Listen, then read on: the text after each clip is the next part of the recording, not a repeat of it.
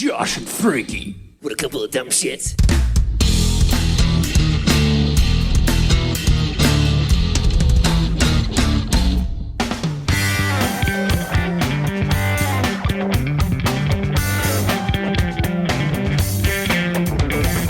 Hello, Primates! You found Primus Tracks. Congratulations!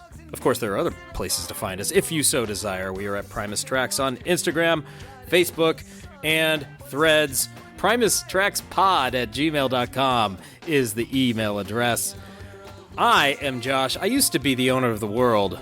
He's the man who sold the world. It's Frankie. Hey, Josh. All the way from Primus Tracks Towers, Frankie Berestein. I think you can see most of the world from the 39th floor, can't you?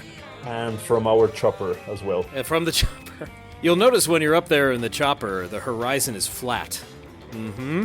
That's what they don't want you to know. It is a bittersweet day, Frankie, for we are concluding our coverage of Oysterhead's The Grand Pecking Order, the 2001 record, The Soul album. Almost. We are finishing our coverage of the record, The Grand Pecking Order, almost with our discussions of Oysterhead. We'll have something for you next week for those of you who feel saddened or are feeling the bitter part of the bittersweetness. There's a little sweetness afterwards. Owner of the World is today's track.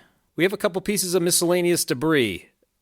First, Frankie, and most importantly, we get to say happy birthday to someone. Who is it? I'll tell you a little bit about this person. They are a huge Les Claypool Primus fan. They've been to at least 30 shows over the years, which is a pretty good number. Wow. This person's favorite Claypool project is probably Oysterhead, so this is fitting. His favorite Primus album is Frizzle Fry, and if he had to pick a favorite, it would be Mr. Know-It-All, and that's a pretty good choice. We here at Primus Tracks Towers would like to say happy birthday to Edwin Allen Richards IV. Happy birthday, pal. Happy birthday, Edward. Birthday boy. Thank you so much, Kira, for that and for your generous donation to the podcast. So happy birthday, Edwin. So, okay, that was the most important piece of miscellaneous debris. Now we have a piece of secondary importance. Beep, beep, beep, beep, beep, beep, beep. Primus is going on a summer tour. We forgot to talk about that last time. Mentioned it in passing, but we should go into more detail. By the time this publishes, the Sasanta celebration will be gearing up, almost on the road. Maynard's 60th birthday extravaganza, which will, I think, span most of the month of April and into May. And then from there, Primus is going out on their own for a handful of dates in May. And then they're taking a decent little break before heading back out on the road for a more involved tour in July. Wow, they're doing a lot of traveling here, Frankie. Yeah, They're all over the place. Most of April in huge markets, including Berkeley, LA, Salt Lake, Red Rocks, Phoenix, you name it. And then after Sasanta concludes, we get a few festivals, and then the summer tour picks up in earnest in early July. They're hitting a lot of different places, places they don't normally go to, Frankie. So this will be pretty interesting. A lot of openers, too. It's a co-headlining tour with Coheed and Cambria. I can tell you with confidence, Frankie, I've heard one Coheed and Cambria track. The year was 2003. I kind of liked it, I guess, and never really pursued them after that. But they'll be playing every night just about with Coheed and Cambria. There are a few evenings with Primus sprinkled in there. And then a whole host of openers. Gorilla Toss, or as I like to say, Garilla Toss. Too Many Zoos, Fishbone, I know Fishbone, Frankie, and Fantastic Negrito. Matt Weinegar has worked with Fantastic, right? Worked with him and won Grammys. Worked with him and won Grammys for his production efforts on Fantastic Negrito's records. I submit a request to modify the Grammys to the Grammys. Grammys. It rolls off the tongue. It sounds better. Yeah, it's so much better. Wasn't Primus nominated for a Grammy at one point for Winona's Big Brown Beaver? They were nominated for Grammys for Winona's Big Brown Beaver and also for, that would be Best Alternative Rock Song, I believe, as well as Best Surround Sound Release for the 2013 Seas of Cheese reissue and the 2015 Chocolate Factory 5.1 surround mix. But not for best vocals so far. It's a travesty, really. Yeah. How could they do that to poor How Les dare Claypool? they? Yeah. I'm surprised I Want It Now didn't win Best Male Vocal Performance for Larry Lalonde. Are you kidding me? Exactly. Those Grammy voters are all corrupt. Anyhow, huge tour coming up, hitting all over the United States, wrapping up in the grand state of Colorado on August 24th. Frankie and I were bandying about some possibilities. They do seem to add dates as the tour wears on, so you never know. We might get something late summer. Fingers crossed. More late summer dates, perhaps even a fall leg. If things go well, you never know. Unfortunately, Josh is touring Europe, and I made a very big purchase. The Temu palette. That cost you a lot of money there, I know, Yeah. Frank. Yeah, so it's a bummer that I will be in Europe when the tour hits my neck of the woods. But you have to plan those European trips far in advance, and I rolled the dice, didn't roll a winning number with being able to go to Europe and see Primus. Please, let us live vicariously through you. So as you go to these shows, send us your report. You can be our Primus Tracks field reporters, and we'll definitely credit you for your write-ups of the shows. Very interested to see Write-ups, what happens. photos, videos, set lists. Everything is most welcome. It's all on the table, and as far as we know, we're going to get a full Primus set without a full album in the middle of it, so I'm really looking forward to these set lists and seeing what they bust out. I won't make any predictions right now. Let's talk about Owner of the World, Frankie, or if you'd rather, we could talk about the man who sold the world. Either one is fine with me. Or both. I'm Yeah. game. Owner of the World, the final track from the studio record, The Grand Pecking Order by Oysterhead, checks in at 2 minutes 45 seconds. Music credited to Oysterhead. Lyrics, Trey and Les. Where are we starting, Frankie? First of all, I just want to say that I love this track, but it's such a baffling song. Once again, it sounds like Train of Thought lyrics, kind of a very dreamlike quality to some of the verses. I guess in the grand Pecking scheme order. of things, or in the exactly, or in the big picture, I guess we could pinpoint what the song is about, but when you really get into the verses and analyze the lines one by one, there's some really baffling stuff in there in terms of imagery, right? It doesn't all make perfect sense to me. It's a bit Yeah. more obscured. You're correct. Musically, I think it closes the album on a very upbeat note. Mhm. I think it's one of the quote unquote happier tracks on the record, right? Yeah. Was this one played regularly on the tours? It did get a fair share of rotation, and it did come back for the Bonnaroo 2006 reunion, and it did come back for all 4 reunion shows to date after that. So either fan favorite or band favorite, or a combination of both. But yeah, it's always been there. But in terms going back a little bit to the meaning of the song, to make matters even more confusing, Trey Anastasio said that the song was about John Fishman. Yeah, he says that on mic in the initial Oysterhead performance back in New Orleans 2000. He says Now, it's was about was John was he Fishman. joking, or did he actually reveal what the song was about Oh, hell if I in know. front of thousands of people? Well, if he spilled the beans, he spilled them all. And but it still didn't necessarily reveal much about the tune, other than it might be about John Fishman. But I don't know anything about the guy, so what could I tell you as to how these lyrics apply to him? I don't know anything about him either, other than when Fish travels, he is very mindful about his carbon footprint. Yeah, there's these are definitely Byzantine lyrics in that regard. I suppose we should start in 2000. You've got a time code for me here. The initial performance of Owner of the World. It is one of the New Orleans skeletons, indeed. Yeah. And it starts a bit suspiciously here. So let's hear what Les Claypool has to say about their first ever rendition of Owner of the World.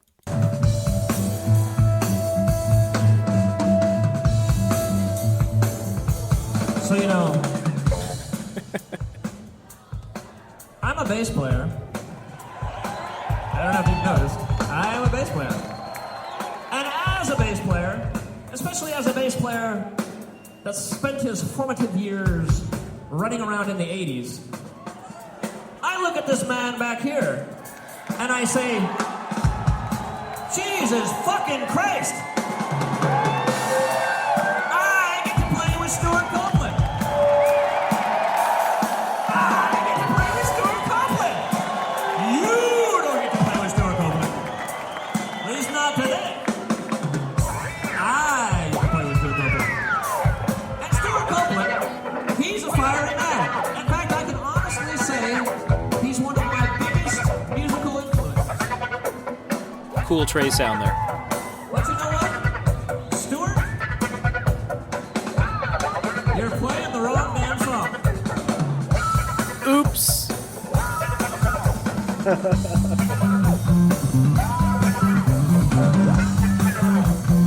So they vamp on it at that tempo for a bit before we get the legitimate first performance of Owner of the World. We might as well hear a few seconds of that.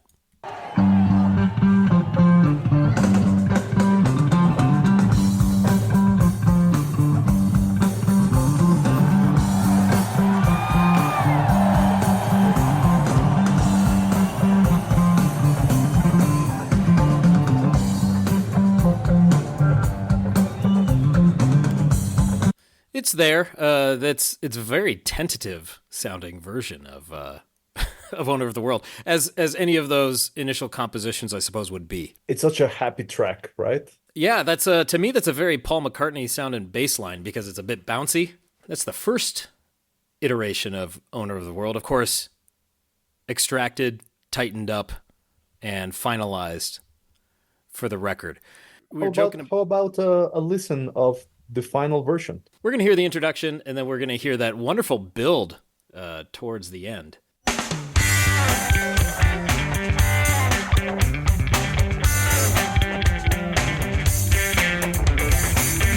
Right into it.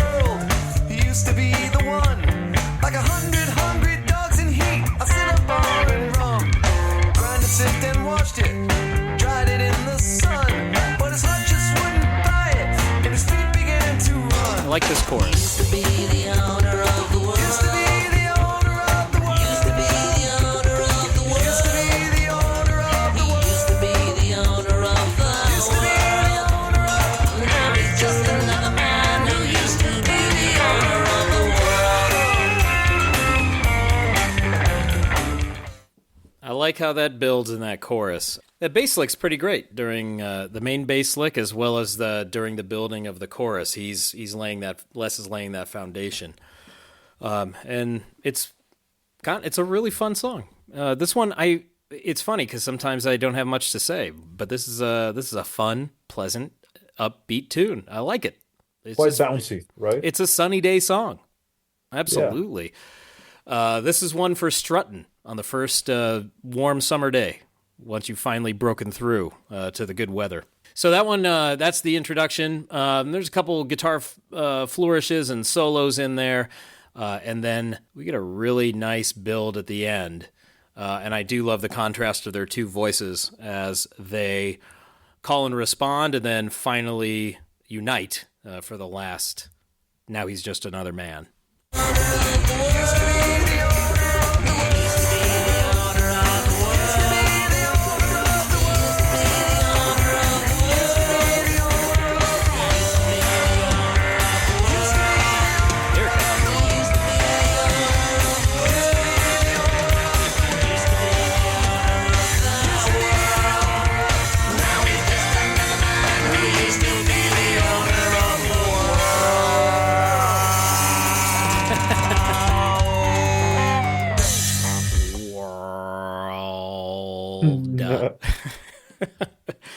Talk about going out on top. That's a great way to close this record with that upbeat and brief track that doesn't overstay its welcome. They're right into it. They have their clever little linguistic thing with he used to be the owner of the world. Now he's just another man who used to be the owner of the world. Pretty good. I think the brevity here is refreshing. Even in this record, which mostly has pretty short tunes, this is, I think, the second shortest, and it's in and out. Into it. I'm curious, though, Frankie. Owner of the World is a very familiar sounding song title to you, being one of the world's most renowned Bowie fans. So, Yes, are there connections between Owner of the World and the man who sold the world?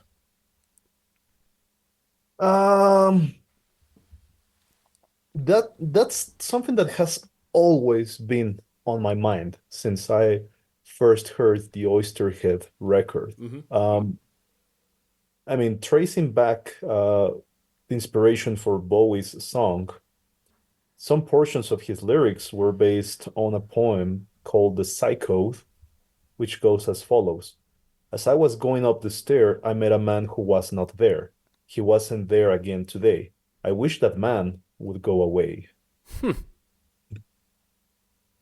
Irony. Yeah. Um, I guess when a song becomes so iconic and so defining, it is difficult not to associate anything else afterwards with it when it has even the slightest passing resemblance, right? In Right. terms of wording or in terms of the title. So I don't know if it was a conscious choice that they made, because on the other hand, you have stuff like Ashes to Ashes by Faith No More, which of course has absolutely nothing to do with Bowie. And I'm sure that they just felt that it was the right title for their own song. So that could be another possibility, that Trey and Les thought, well, this is the perfect title for the words that we wrote. And maybe Bowie wasn't on their mind. But we do have to remember, we do have to keep in mind that Fish has a song called David Bowie. Oh, is that so? I was unaware. Yeah, it's something that I only discovered fairly recently as well myself. So, unless Trey or Les Claypool come out to confirm it, I guess we're always going to speculate if the owner of the world has anything to do with the man who sold the world. Yeah, it's important to note and to differentiate here. The man who sold the world sold it. There's the verb. The owner of the world, we don't know. He's just a man who used to be the owner of the world. He could have lost it in his couch cushions, Frankie. He could have had it repossessed. Maybe he couldn't make the payments. There is a distinguishing marker here between these two. But lyrically, me not knowing the man who sold the world very well, as far as the lyrics, at least I know the tune. I'm guessing those lyrics are just as difficult to parse out as these. And maybe that's the thematic link that they're Quite, both shrouded. quite an obscure, yeah, quite an obscure track, not in terms of its popularity, but in terms of its lyrics, yes. As with anything that Bowie ever did, there's all kinds of things thrown in there. You know, there's a little bit of biography, there's references to other things, there's also characters speaking. So it's a concoction of many different things. If this one is about John Fishman, he likes to travel down deserted roads where there are plentiful trees and stop for long periods of time, making people do things. And he takes more, and he stands on the beach or walks out the door. Okay. Most people do end up walking out of doors every single day.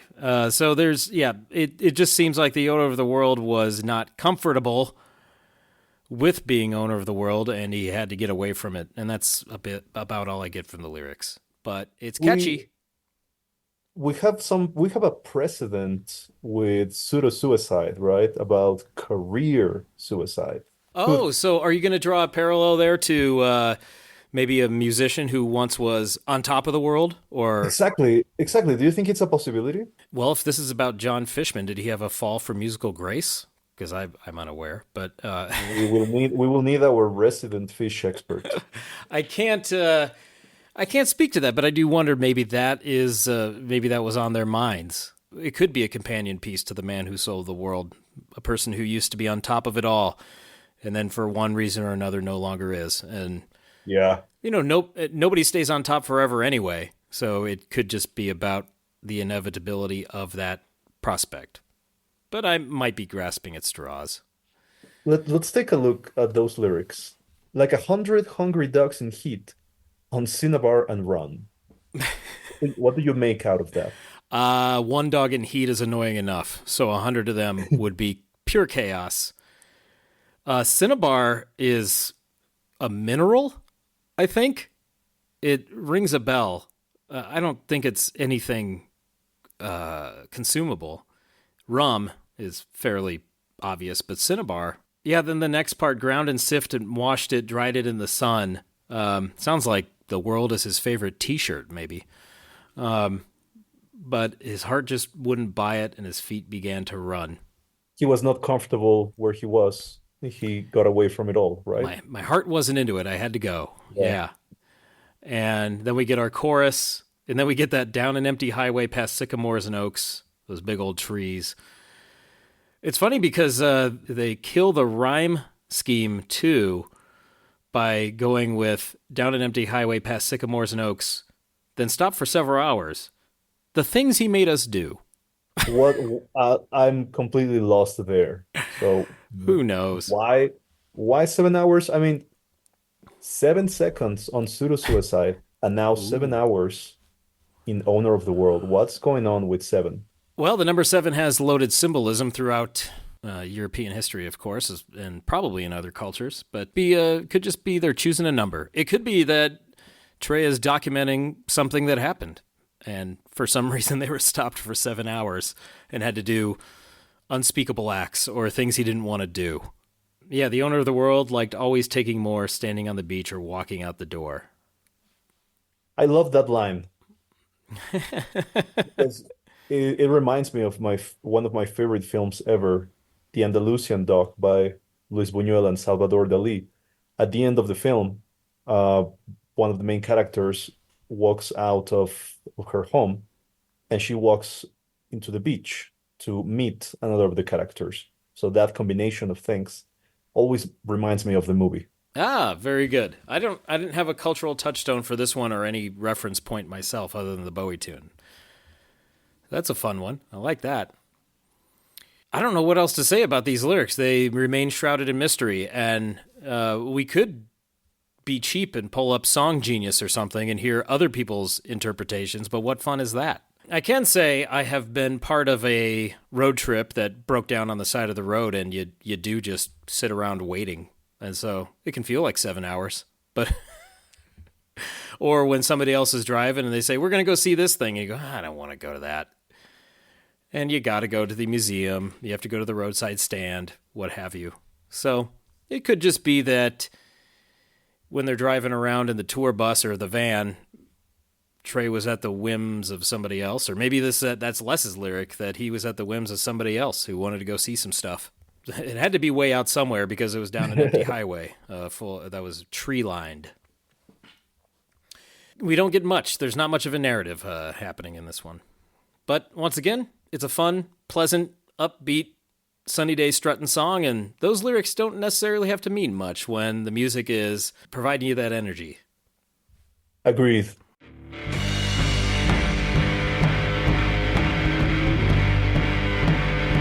Oh, how about some Primates takes, Frankie? Any excuse to play the theme track is always good.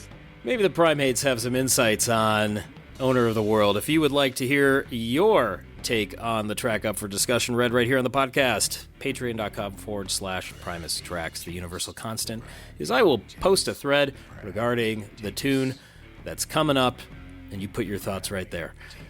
Your pal and mine, Frankie Brooks Delight, says, similar to pseudo-suicide, in my opinion, it feels like everybody is pitching in on this effort. A great choice to end the record.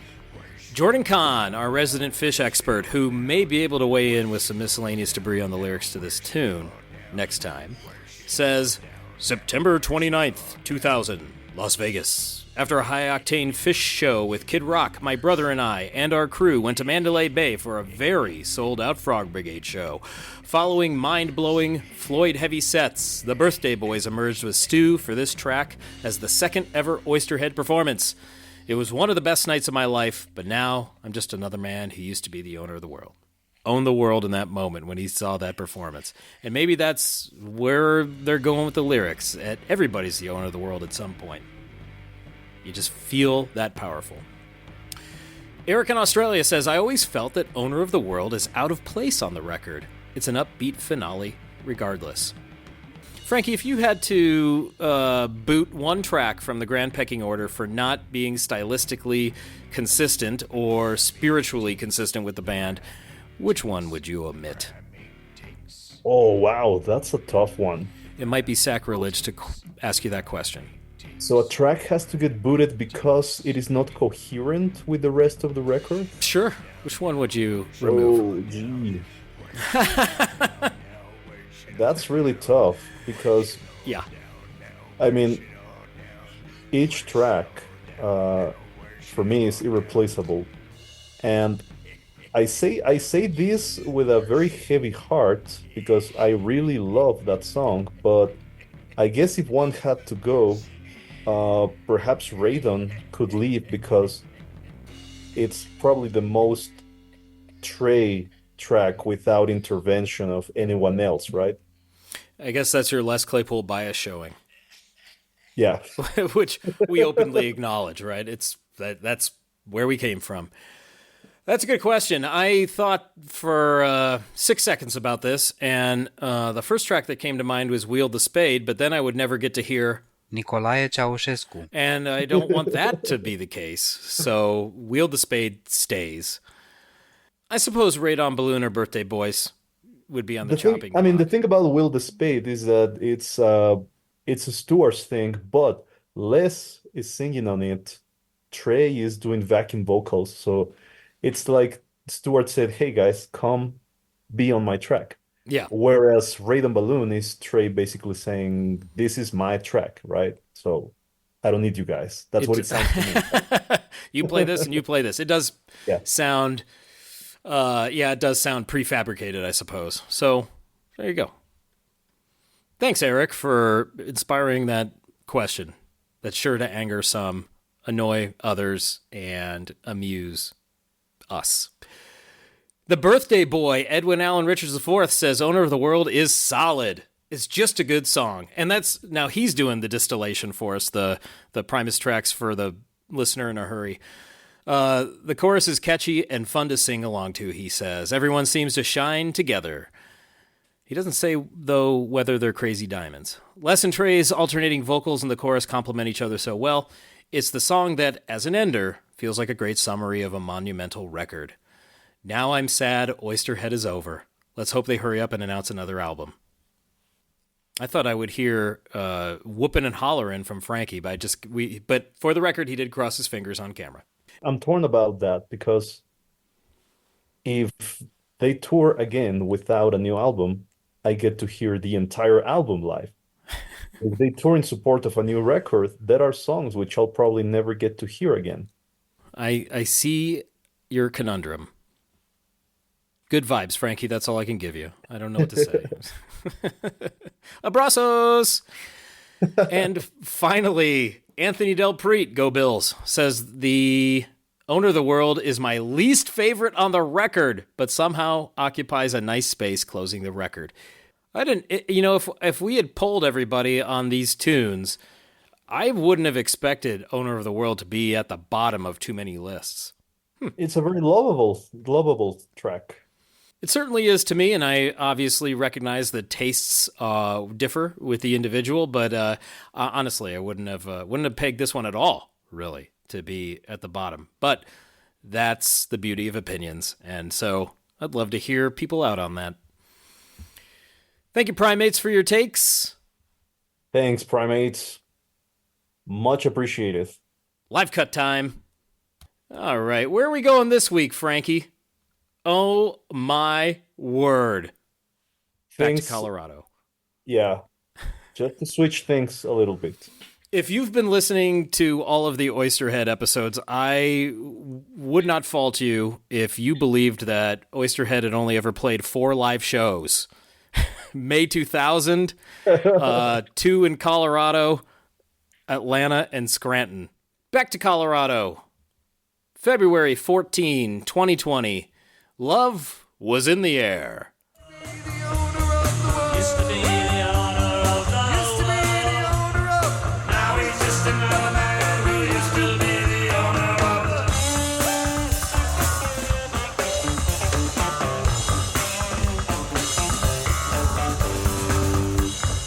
Oh, yeah.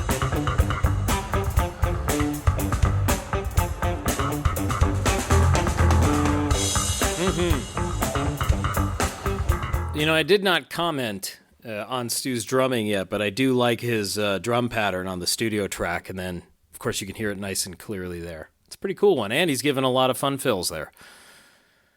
That's what you have to do with a trio. You got to be able to fill that space. Stu knows what he's doing. Let's forward to some guitar work.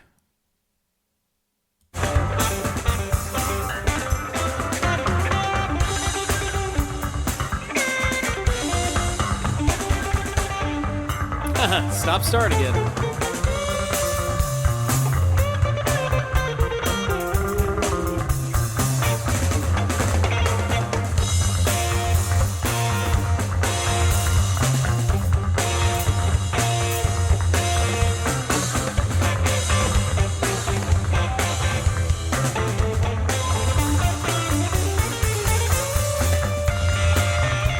By the way, this version is over 7 minutes, so you know they jammed this one out. I'm forwarding to a spot that Frankie labels Cool Stuff. Do you remember the Cool Stuff, Frankie?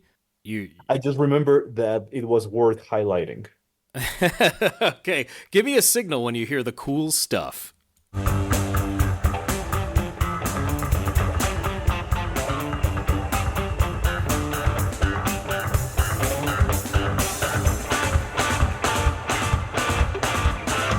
Cool stuff.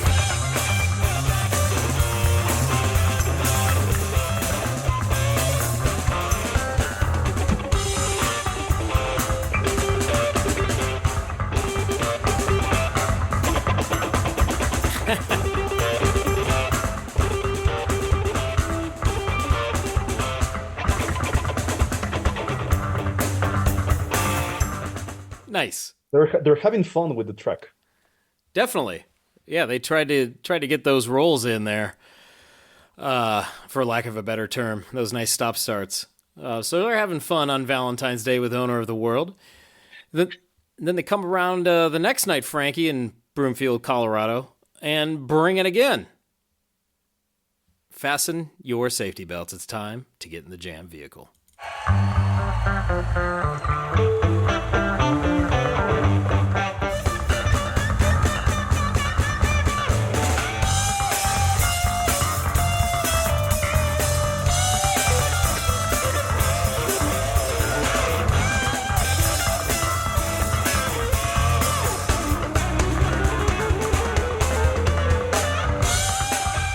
That was cool.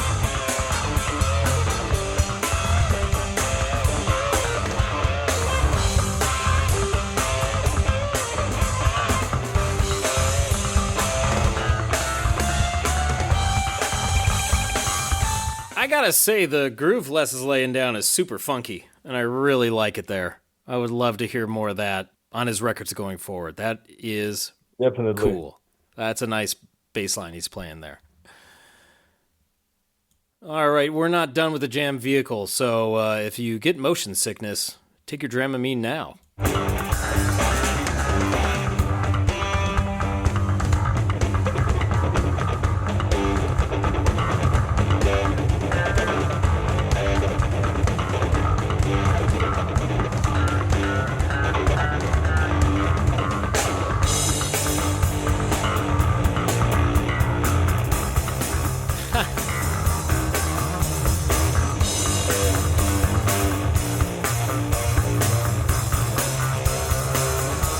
Some fun jam type 1 there.